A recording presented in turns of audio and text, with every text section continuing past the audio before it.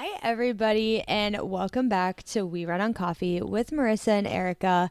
And this week, it's yet another book club. But before we get into it, tell me what you're looking forward to, Arika, and tell me what you're drinking. And if you guys know, we have this double recording schedule, so you're probably just drinking water now, if I could guess. Yes, I'm drinking water and the remainder of my apple cider from Trader Joe's that I do not recommend. But it's fine. I'm just going to drink the rest, a little spice cider. Yes. And yeah, so I have, I think, just 2 things written down of what I'm looking forward to this week or in the coming weeks. But I'm going to check my calendar just to make sure. So the first thing I know is that this upcoming weekend, we are going to the pumpkin patch. I'm so excited. Classic fall move. Love going to the pumpkin patch. I've gone to the same one every year since I've lived in Columbus, and I'm going to go there because I really like it. It's a really big one. There's lots of pumpkins, shopping, kids stuff, donuts, like the whole shebang. And it's so cute and free to just go, as it should be. I hate ones that charge. Yeah. They do charge for the kids area, but I asked my friend, because my friend Cree and her daughter are coming, who I talk about a lot now because she's been visiting me quite a lot, which is awesome. But her and her daughter Willow are coming, and I was like, Willow's 2. Is she gonna like cry if she sees there's other kids playing and we're not going in there? Because it's like $11 a person to go in, even if you're not the kid, even if you're not gonna play and you're just gonna watch them. $11 a person. Oh, that's annoying. Yeah, like because they need a guardian. Yeah, literally. And kids under 2 are free, so it's like, okay, we're not gonna pay like, I don't know, over $30 for all of us to just go in there and watch her play. It kind of sucks. That's so weird. But Cree said that she's pretty good and she probably won't cry or even be annoyed. She'll be happy with what's there. Yeah, so that's cute. she'll just be distracted by what's in front of her. And she can see the animals from outside, just like they'll come up to the fence and stuff. So it's gonna be so cute.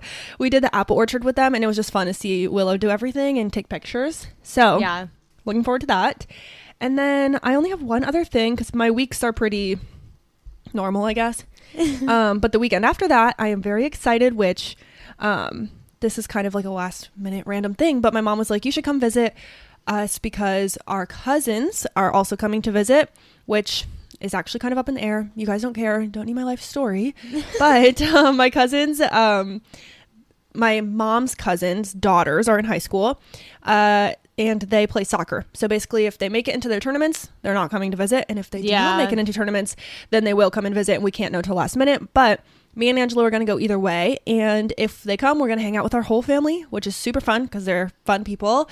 And if they don't come, me and Angela are going to detail my parents' cars because every year for Mother's Day and Father's Day, we give our parents a car detail. We haven't done them yet this year, and it's September. So we have to get these on the books, and it takes a very long time for us to do it. So that's the plan. And then Angelo's really excited because he's going skeet shooting with my family.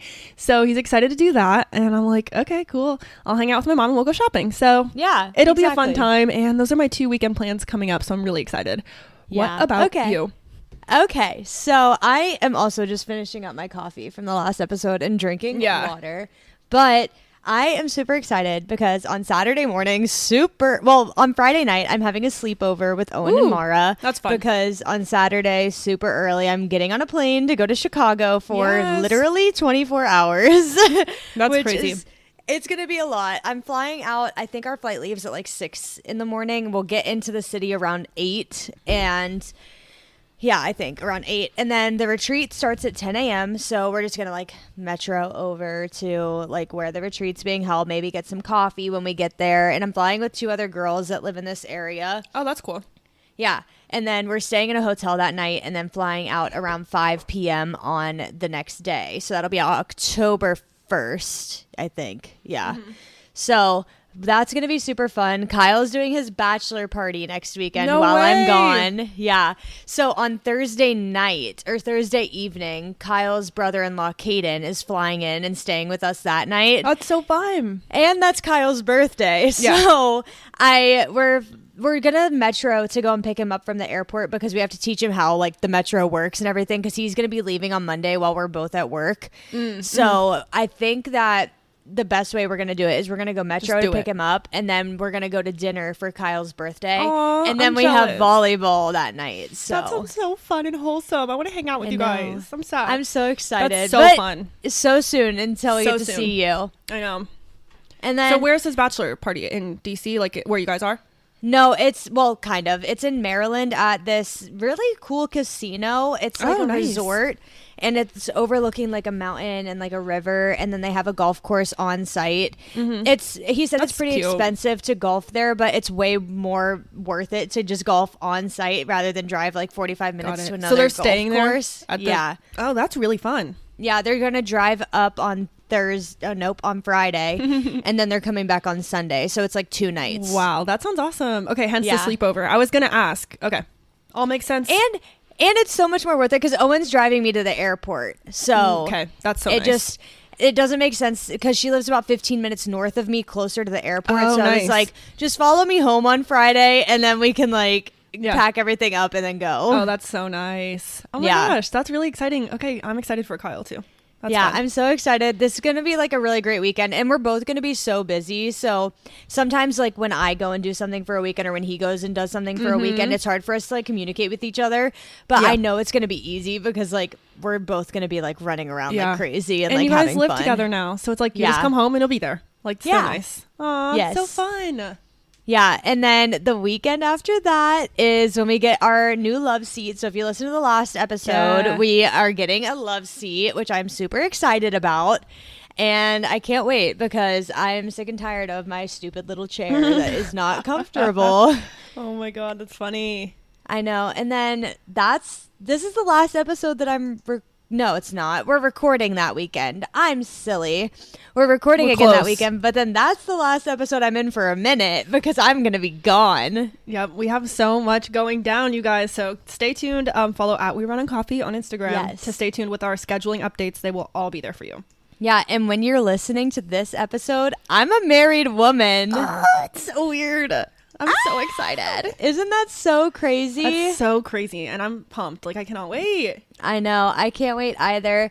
And I've got like all my PTO in. So I'm taking official. Like the day before the wedding off, obviously, because I need to come down like Thursday night for like rehearsal dinner and stuff on Friday and set up. And then the week after I have Monday and Friday off. So hopefully I can like get everything unpacked and then repacked for the honeymoon. Oh my gosh. And then time to jet set all the way to Rome. Dang, dude, that's going to be so awesome. I know. We got a new Airbnb, which I think I forgot to tell you. Yeah, you didn't say. And I haven't been scammed yet. So I think it's good. I think it's good. Yeah. I don't really know. I'm just hoping for the best, honestly. And then it's time for the honeymoon, and I'm so excited. Yesterday when we were buying the couch, the woman that was like checking us out, she was talking about like she just went on a cruise and stuff, and she was like, make sure you get the Wi-Fi package. And I was like, I literally don't want Wi-Fi on the cruise. I don't know what you're talking about. Like, I would rather throw my phone into the sea. Like, I'm going to put my phone in the safe in the room and then not look at it until the end of the 10 days. Like, I don't care. Don't text on vacation. Literally. That's going to be so awesome. I know. But that's really it, I think. Wow. Like, things are starting to wind down, which sounds crazy, but like planning's done. We've gotten a lot of decorations in the mail. Fun. And I am so excited to see everything come together because it's looking good. And I'm excited for you to see because normally I feel like I'm the person like asking you for advice on like design things and I haven't asked you a single thing. I know, it's so crazy. I'm like, let me know if you need help or anything. I'm here. I know. But I'm excited to see everything. Can't wait for the rehearsal. Can't wait for the wedding. Woo!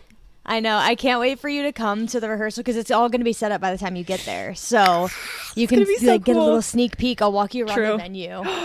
Shut up. Oh, I'm so excited. Yeah. And you know how I told you that the photographer was like only coming from 1 to 9, like the day of the wedding? She said that she's driving down the night before now. So I invited her to the rehearsal dinner. Nice. And she said they're going to take photos of like scenery and stuff that night and like look around the venue. And I was like, that's perfect because then you'll know. And I was like, we could even like... She said that they'll come like probably around like 6:30, like 5 or 6:30 or something like that. And I was like, well, we can like step aside for like 30 minutes and walk with you around the venue to like find places for intimate photos and like figure out what would be best, especially with setting up the like actual like altar or the whatever the arbor or whatever it's called. So that'll be like good, just like getting that all like staged, I guess, with her because she's gonna like have the eye for it and stuff, you know. Yeah. That's really, really exciting. Oh my gosh. And I'm hoping that because I sent her like the photo timeline and stuff. Yeah. And I said from like 12 to 1, we're like gonna take photos of us getting ready, but she's not gonna be there. Like, I was just gonna have my friends like take photos like while we're getting ready. And I hope that since she's staying there the night before, she might just come and then just be there early. Yeah, that would be super nice. I know. Oh, that's gonna be so cute. I know. I can't wait. I can't believe it. It's really close. It's just not. It's unbelievable. I know. I can't believe it. Like, it feels so like surreal still. Like, it doesn't feel real. Yeah, you've only been waiting 9 years or whatever. Literally. When you're listening to this episode, Kyle and I will have been together exactly 9 years. That's insane, you guys. Hats off to that. That is nuts. I can't wait. Okay. Yeah, but you're like almost 6. So yep. Very close to 6. So we're not far behind you guys. I know. Crazy. We've been in the family like a long ass time, and we're just now like bestie girls.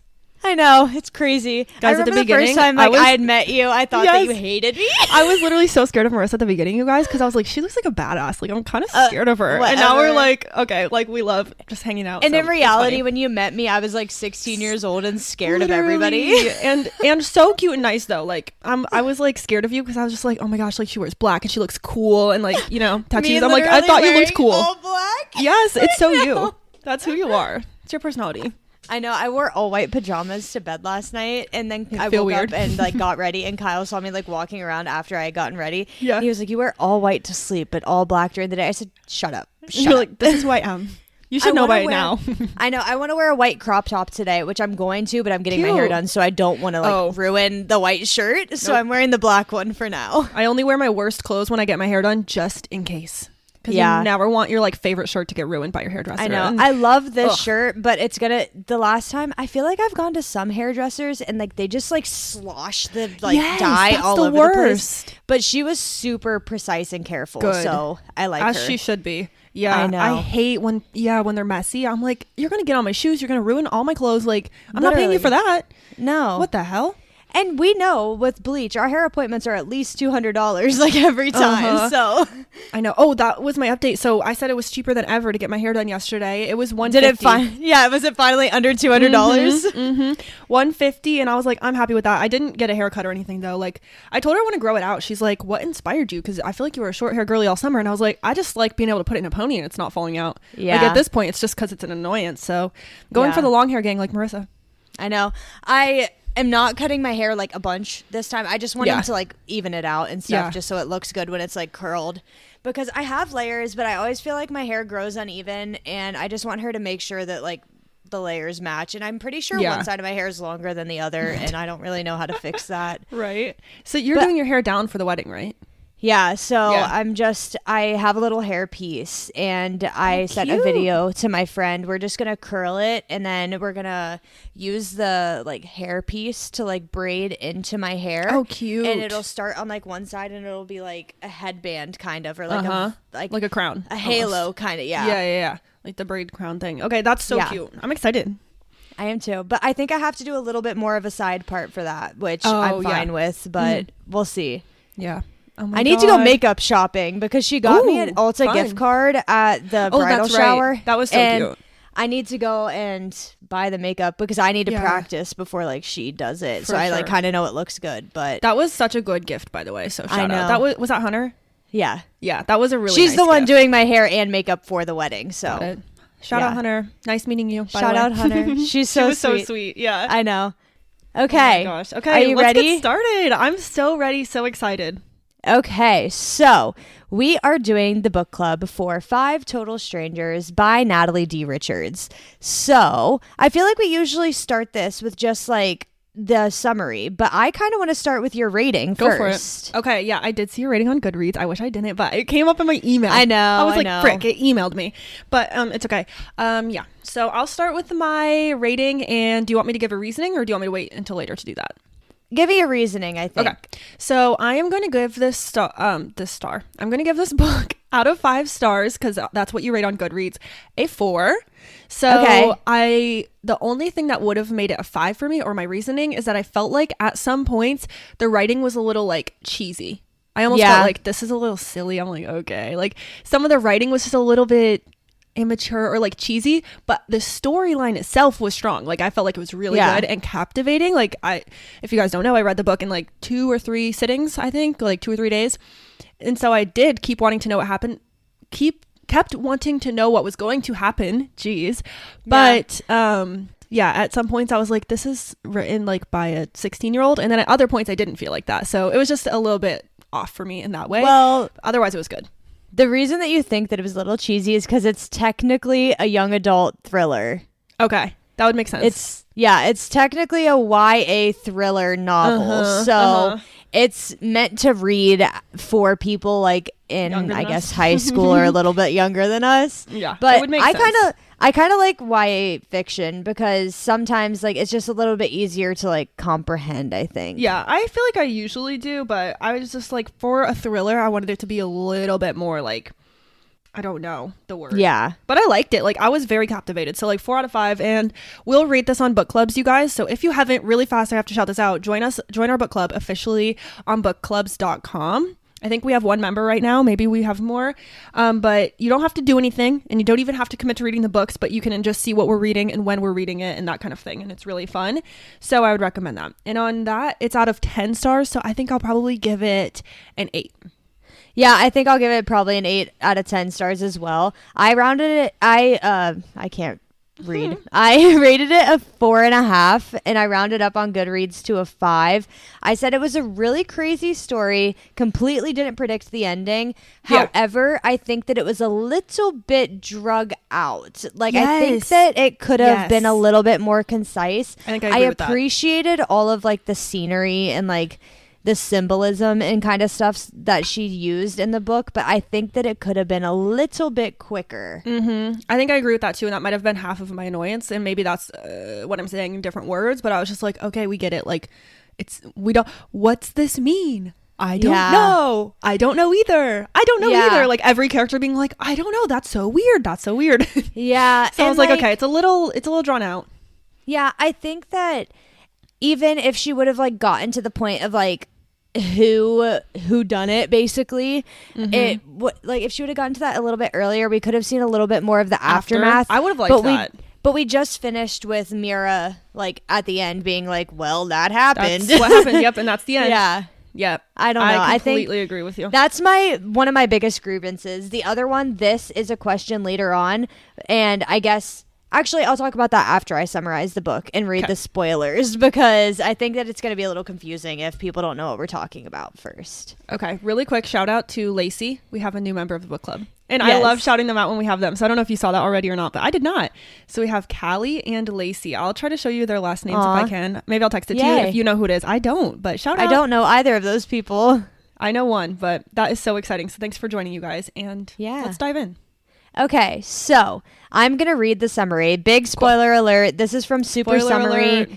And I also just going to cite my sources. It's very limited because I was telling Arika I could not find any book club questions on this. I thought this was maybe a little popular, but maybe it's not. I don't know. I think the book itself is popular, but I think that book club-esque, not very much, because it's more used as like a high school read, which makes sense. Okay, that's like people read it in like high school classes. Interesting. But I did find one PDF online from Sarasota County Library, and it was a discussion guide on this book. And I used some of their questions, and I kind of reworded some of them to kind of get to the points that I wanted to get to with the book club. And then I also added some questions myself. So cool. I'm excited. That's my only 2. But here is the summary from Super Summary. And as you know from the past ones, we always use this. And it's super detailed. So super detailed. I have no idea how long this is going to take, but it's a pretty big summary.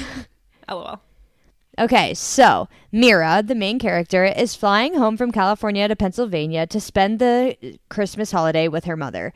On the flight, she meets a young woman named Harper. As they arrive in Newark, New Jersey, Mira discovers that nearly all flights, including her own, have been canceled due to an impending snowstorm. Goodness gracious. Harper says that she's going to rent a car and offers Mira a ride, but Mira turns her down.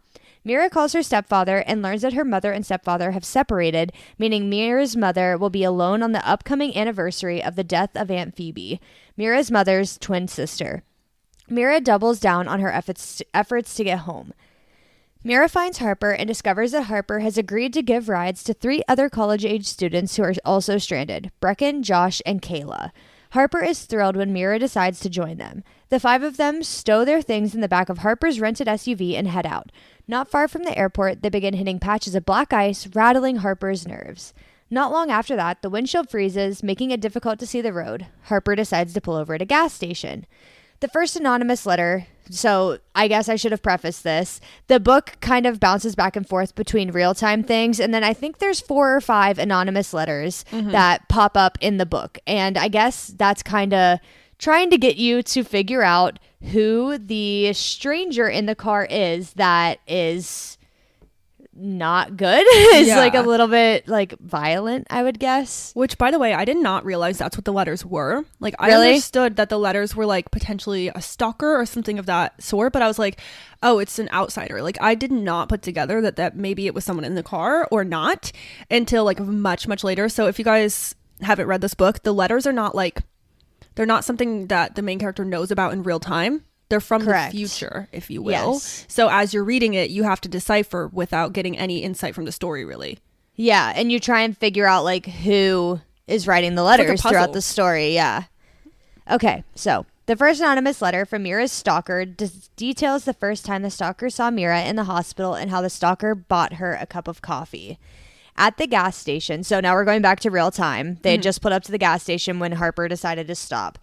At the gas station, Mira sees a man in a yellow hat who gives her an odd feeling. The man smells like the hospital where Aunt Phoebe died. Back on the road, Brecken drives and suggests that they use a different highway, a major truck route through the mountains, because he believes that those roads will be better maintained during the snowstorm. However, Mira argues that there will be more snow up there, it'll be treacherous, but he decides to do it anyways.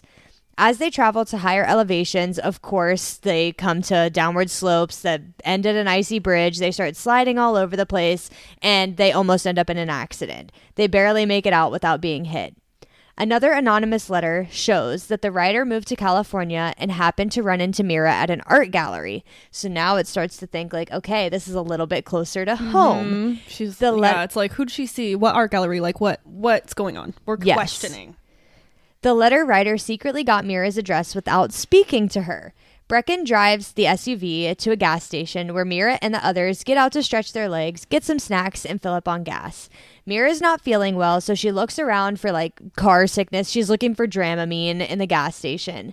She observes Harper and Brecken speaking closely to one another and Josh speaking with Kayla. So Mira starts to kind of feel like an outsider, but she gets her purchases and she goes back out to the car.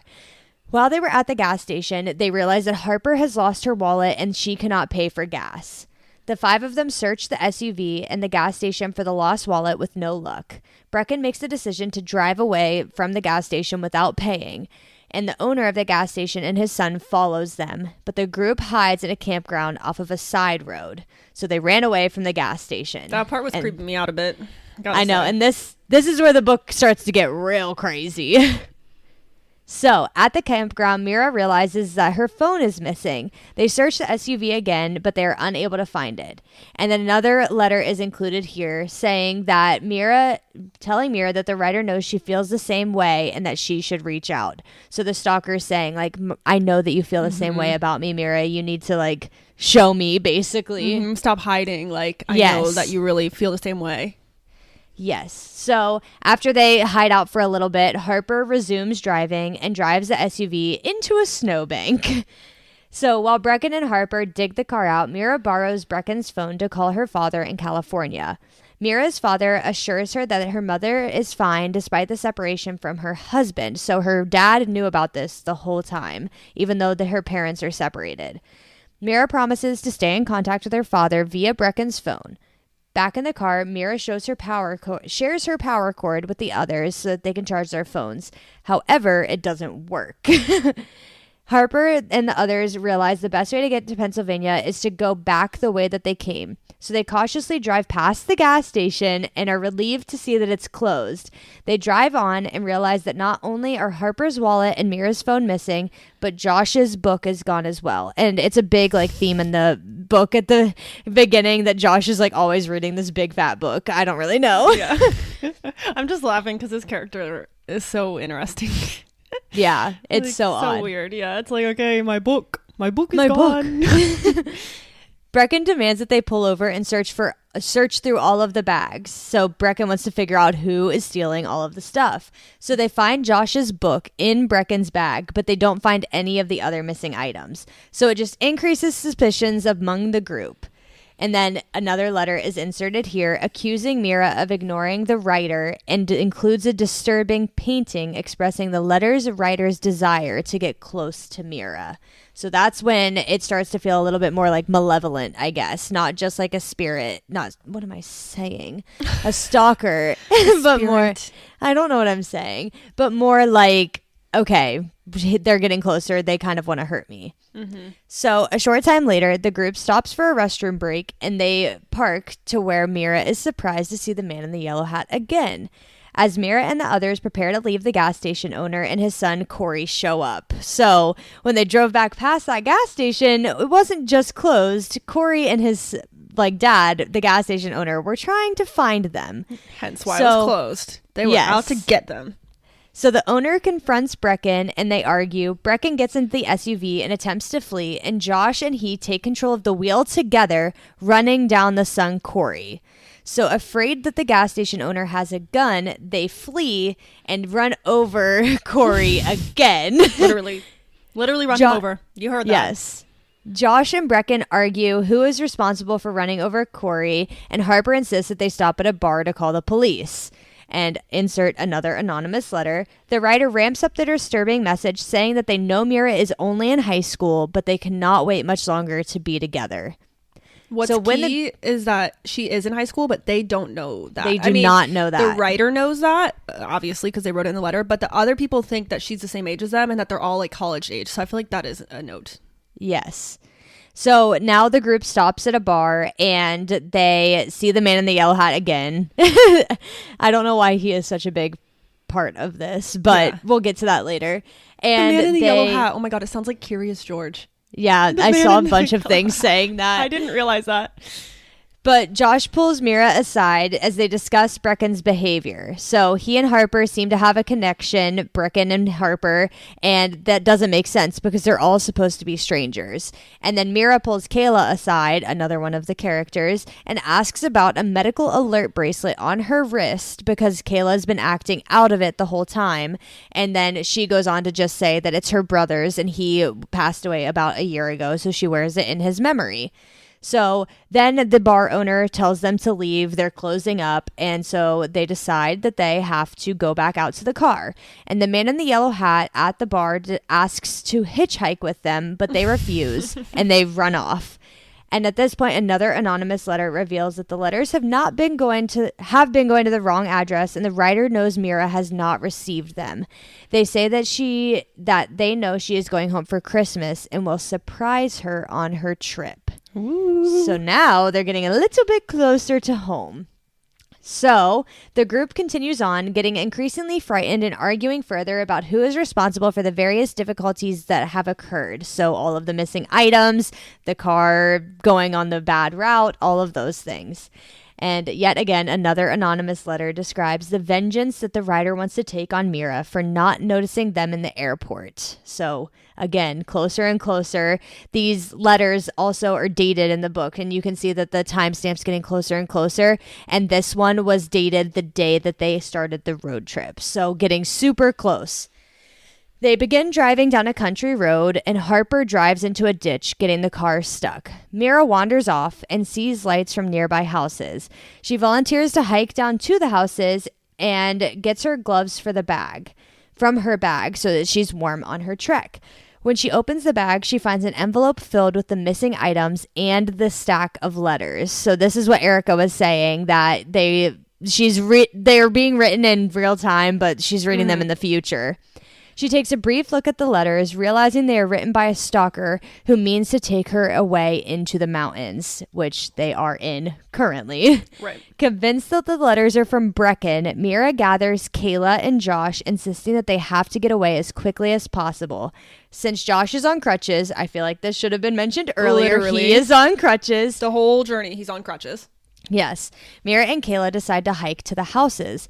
However, on the way down the hill, Kayla strikes Mira and returns to the top of the hill, where Mira observes Josh giving pills to Kayla and understands that they have been working together. So this whole time that Kayla's been acting ill, she has been getting fed pills from Josh to increase her addiction and like get Josh to make her work with him. He was basically like depriving her of her pills because she's a drug addict.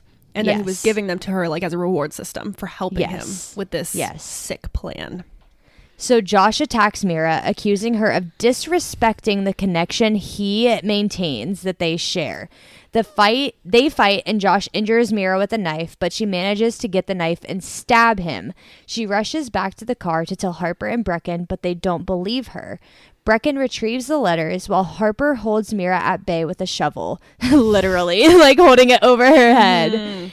But Brecken returns and hits Josh with the shovel because the letters have convinced him that he is the bad guy. They are then rescued when the man in the yellow hat and the driver who ultimately gave him a ride passes by and helps.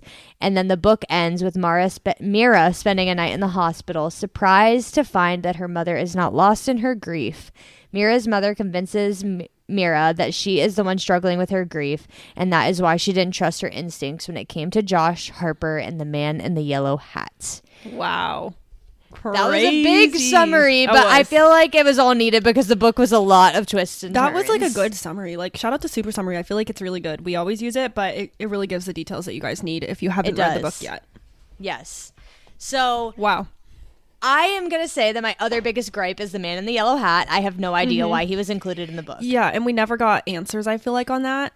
I don't know. Yeah, I think that it was mostly given because it was like a personalization of Mira's grief. Like it's following her around and it's making her, I guess. Yeah, and she smells the hospital and she's not trusting her instincts. But then at the end, her grief rescues her and like takes her to her mother. Yeah, I just knocked the straw out of my coffee. Oh, at least it didn't fall over.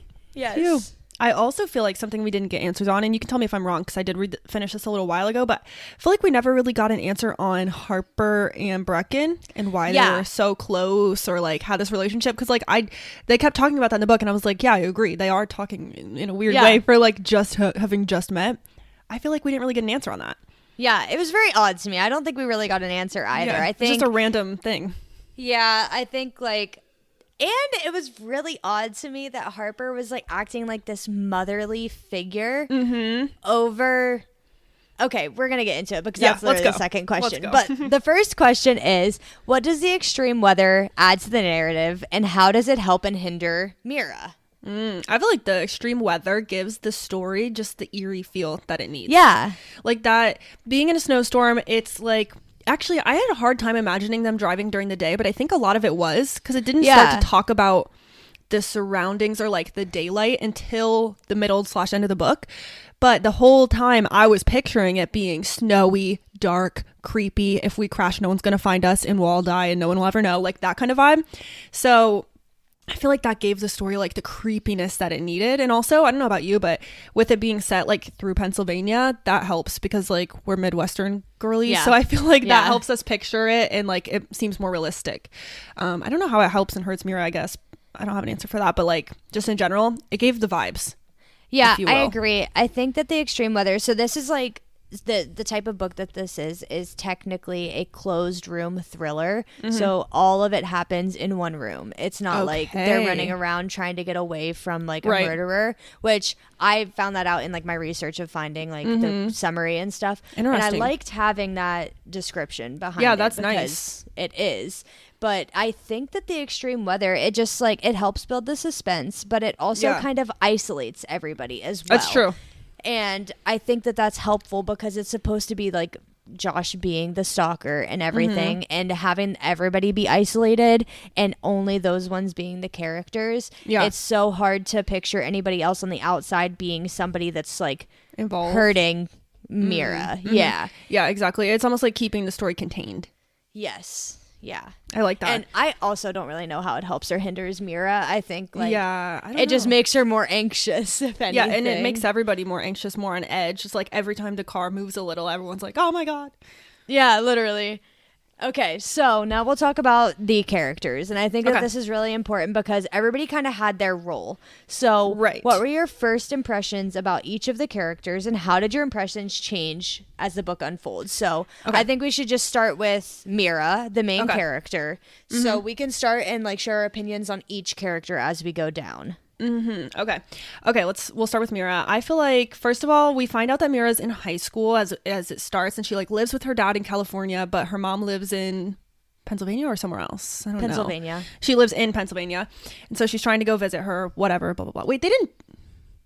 Oh, it's a connecting flight. Okay, I was going to say, they didn't drive from California to Pennsylvania. No. Got it. Sorry. So yeah, Mira, we find out she's in high school, but she's like also an artist. She's like in a special art school. She talks to her seatmate on the plane, which is Harper, and they connect about art. And Harper's like, you should transfer to my college. And she's like, oh, this girl thinks I'm in college. I'm going to let her. And so she just kind of lets everybody think what they want to think about her. So in general, I feel like I like her in the beginning. I think we're supposed to relate to her. I feel like I did. It was just giving... I don't know, just like high school girl doing what she can do. But I don't know. I just didn't really have a lot of strong feelings about her. I felt like she was just, I don't want to call her wishy-washy, but almost just like a neutrally wishy-washy kind of character. Like she didn't have anything super strong in her role. She was almost like maybe she has the strongest moral compass. Like she seemed like she wanted to morally do the right thing, which I relate to. But otherwise, I didn't have strong feelings about Mira. I liked her, but she was just fine. Yeah, at the beginning, I felt like she was being a little bit weird, like on the flight and like talking to Harper and stuff, and like she was being like evasive, and I didn't like that. But like she was, I agree with what you're saying, like she had the strongest moral compass. She was trying to make sure that they made the right decision for the group. She's like, let's not steal, let's not whatever, kill. Yeah, and I think that was a good thing for like the book because everybody else had like super decisive personalities on what to do, and she was more like, what would be best for the group? I think that this is the best thing, but you guys can help me decide. And like even though she was lying to her parents, she was still kind of like trying to keep them in the loop and like she seemed like she was trying to do the right thing as much as you can when you're in high school surrounded by college kids, trying to seem cool and like get home alive, that kind of thing. Agree. So let's move on to Harper. So talk about what you thought at the beginning of the book and how you changed. It's actually really funny. I thought she was really annoying at the beginning of the book. Yeah. I was like, this girl's annoying. On the plane, I'm like, she's annoying. She's weird. Why is she talking to her? And then she like invites 5 strangers to get in a car together. I'm like, this girl's annoying, dumb, naive. That's what I got at the beginning. Yeah. And then towards the middle, I was like, okay, I guess she's okay, but I still don't understand her. She had like her own shit going on that they didn't really... They gave us like a little thing into, but not really. And it was just annoying to me to like it was like bait. It was like Harper kept having to get home because of XYZ. I remember they told us what it was. I barely remember. It was something about like her dad being arrested. Oh, arrested. Okay. I'm like, I don't know what's going on, but I don't care. Harper was just one of my least favorite characters. I didn't like her. She did start to gain like a mother bear role towards the middle. And then by the end, I was like, okay, I guess she's all right. But I just didn't like her that much. I don't know. I thought she was a little... annoying and almost like overbearing. Yeah, I agree. I think that she was super annoying at the beginning because she was like, I can deal with turbulence. It's fine. I don't care if we fall out of the sky. Yeah, unless we're gonna crash, I'm fine. Yeah. Yeah. And she's rich. She was super annoying at the beginning. And then I thought that she got more annoying because I was like, why are you being like a mom? Yeah, and I just stop. I agree. I didn't like her. I just feel like she didn't really hold a place in the book, and maybe I'm just like not as astute of a reader as I should be to read this book, because I think that each person was supposed to like show a different thing about grief, and like I have no idea, be like a person, I didn't collect that. like a personal, what is it called when some personified version, that's what I was trying to say, a personified version of all of the feelings that Mira was having about grief. Like she needed somebody to be there as a motherly figure, so maybe like Harper was supposed to take that role or something. I'm so not in tune enough to get that. Yeah, I don't know. I was just like, I'm stop just talking, Harper. I don't like you. Yeah, I don't like her either. But funny. Let's move on to Brecken. What did you think of him? He was also giving me annoying. He was giving me jock energy. He was giving me cocky. I just didn't really like him until the end, then I think so. I was just thinking, if we reread this book knowing what happens at the end, I think we'd have completely different opinions about all of it. Actually, like maybe not completely, but I actually by the end I was like, okay, maybe he wasn't so bad all along. He's just not good at expressing himself. But mostly I thought he was kind of like a dick. Yeah, I agree. I think that he was fine at the beginning. Like I thought that he was fine. He was being funny and like he was being he was trying. Flirty, that's fine. Yeah, like the class clown, flirty jockey guy. And that was fine with me at the beginning. But I did start to fall for it that he was the one causing the problems. Yeah? I did start to fall for it. So like halfway through the book, I was like, I hate Brecken. He's trying to ruin Mira's life. Yeah.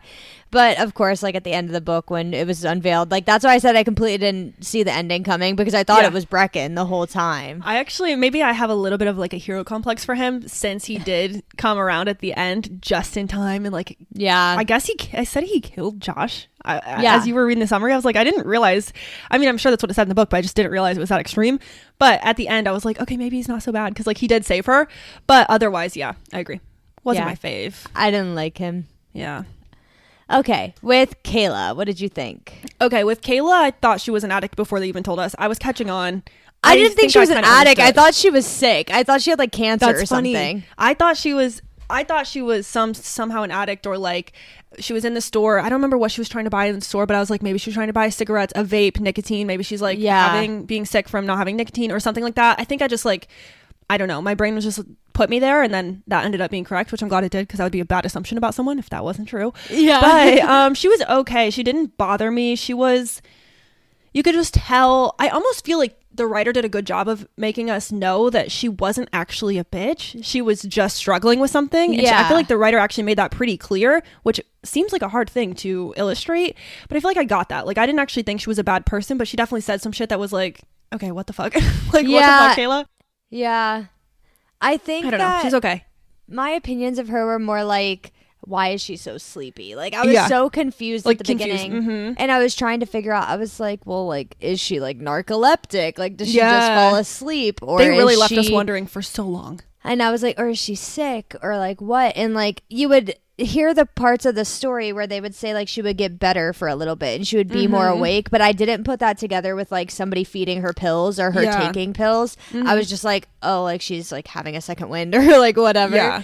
But then, like, at the end, I felt so bad for her because obviously Josh was feeding her addiction to manipulate her to hurt Mira, which was awful. Yeah, I agree. I feel like you could tell that she had, like, a rough past because you kept getting insight, and she was also the most private. Like, we did not know much about her at all, and they would ask her stuff, and she'd be like, screw off. Like, I'm not talking to you. Literally. So I didn't hate her, but she didn't add a lot of value for me till the end, obviously, but yeah. And then Josh, what did you think about him at the beginning versus at the end? Yeah. Of course. Like, I'm sure that's what was supposed to happen. I am so predictable reader. I liked him. I thought he was nice, cute. He was giving like kind of like nerdy energy. Like, he just likes to read his book and say poetry and like be like, I don't know, indie coffee shop guy is what I was getting. In my head, I pictured him like wearing like a plaid shirt and being like having a guitar. Yes. So I liked him at the beginning. Towards the middle, I was like, okay, now he's just annoying. But him and Mira had like this connection the whole time, obviously some connection, but him and her were like confiding in each other, like, oh, I think this is happening or that is happening. So I think that made us trust him because we trusted Mira because she was the main character. So I liked him for the most part, but then towards the end I was just like, I don't even know what to think anymore. The book was majorly confusing. Like, it was good, but I was confused a lot of the time. So he was okay to me. Yeah, I agree. I like Josh at the beginning. He seemed like the sweet, like guy nice next door kind of vibes. And then I could not decide when they started fighting back and forth between Brecken and Josh. Like, I was like, I cannot decide who is the bad guy. And I ended up thinking that Brecken was the bad guy. And of course, I was wrong. I wasn't sure, but when you say that, I did think Brecken was the one that ran over the kid.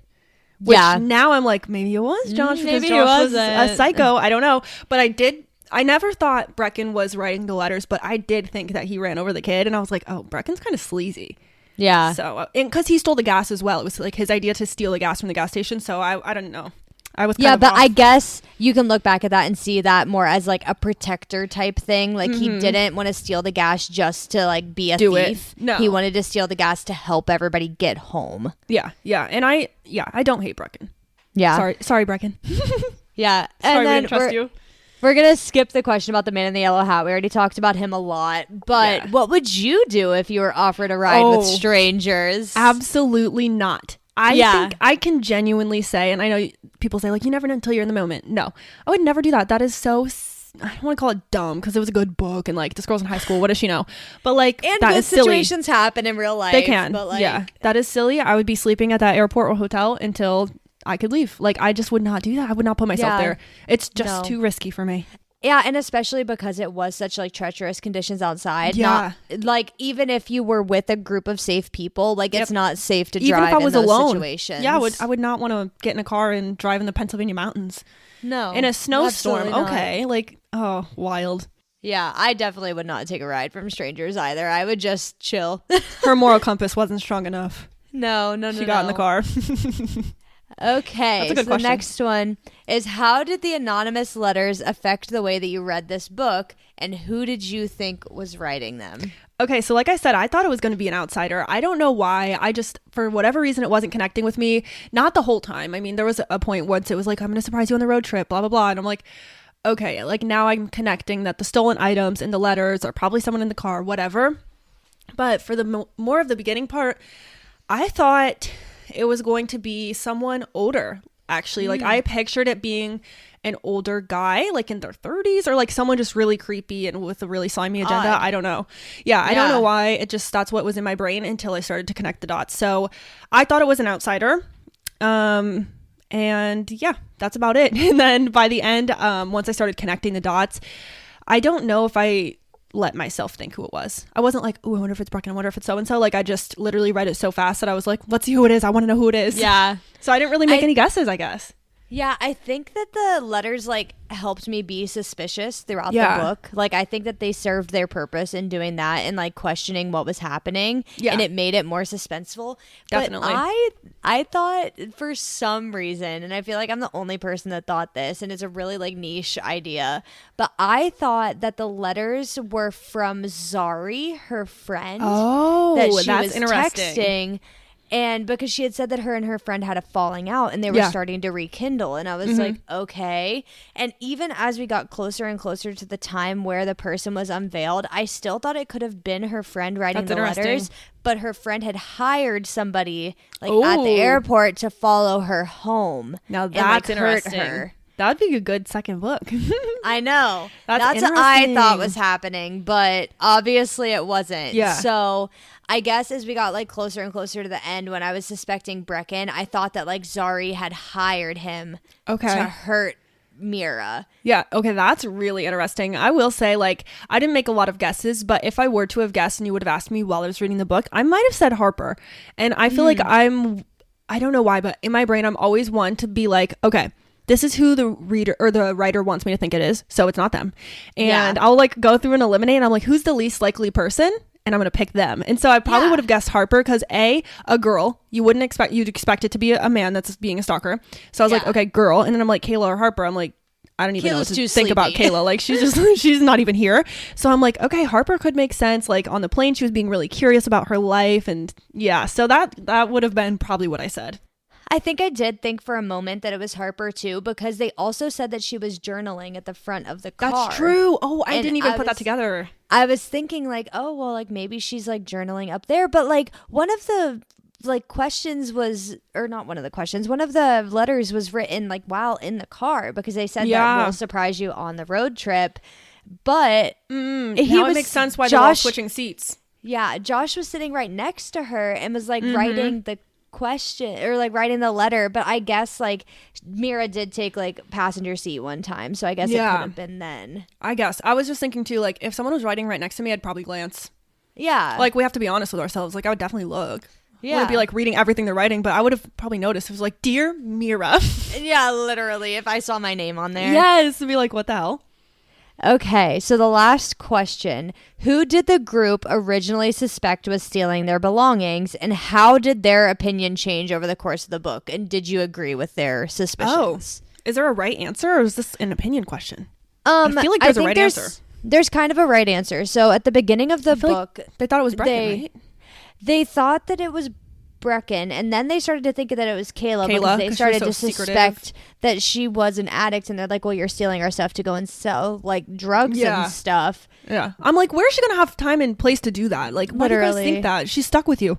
Yeah. And then at the end, they suspected everybody. And I guess that I kind of did fall for it. Like, they kept changing back and forth between everybody in the car. And I guess I fell for it because I didn't really know. Like, I was so confused. But they did, like, I guess finally suspect Brecken of it. And that's why they, like, opened all the bags and stuff and then made him open his. Yeah. And that's when they found Josh's book in there. But I don't know if I fully agreed with all of them because I didn't think that it was like Harper or Mira, obviously, but I didn't know who it could have been. I agree. I didn't really, like I said, I don't know why, but I just didn't come to a lot of conclusions. Like I just let it tell me what was going on. So I just kind of waited. But I feel like it was funny that I think it was Brecken that suggested they go through the bags because they were accusing him. And so he's like, here, I'll show you. Like, let's go through the bags, which is fine. But I'm like, do you think the person that's in the car stealing shit from all of you is not smart enough to like hide it better, you know what somebody I mean? Like, else's not just put it in their bag. Yeah. So that was a little bit silly to me, and those are like the little details that I'm like, okay, it's a little silly, but it was still really captivating. And I just like let it take me where it wanted me to go, which I usually don't do. But this is actually like my first. No, I mean I read Verity, but like I don't read a lot of stuff like this, so I really enjoyed the genre. I will say, I like it a lot. Me too. It was really fun. So we already gave you our ratings, but I do have a question at the end, and I am curious to see. I think that they're like, because we're not doing another book club until like January-ish, January, February. I'm curious, what book are you going to read next? Oh, that's a great question. Okay, so right now, and I'm going to give you a couple answers, so feel free to give me a few if you want, but I am going to be reading, or I'm currently reading, I Know Why the Caged Bird Sings by Maya Angelou. That is your wedding book club for me, Angelo, and Angelo's mom. I'm having a hard time with it. I was 3% in, and I was already like, I don't know, because it is Maya Angelou's autobiography, and it's written, you know, when she wrote it, so it's a little bit older, and we've personally been reading a lot of young adult stuff, so the comparison is stark, and I'm like, I don't know, it's really hard for me to get through, but it's fine, it's good. And then I'm thinking about trying to read the other Colleen Hoover books so I can give them back to you, because I haven't started those yet. So I have November 9 and Ugly Love, and I think you told me to start with November 9 of those two. Yes. Okay. I think so. I have those two books, so that actually might be my next. Start the opposite way. Start with Ugly Love. Yeah. Okay, so maybe Ugly Love, and then also another book I bought recently because I heard it was good, and I didn't know it was going to be so big. It's like 3 of the book we just read stacked on top of each other. It's called The Nightingale. Are you familiar?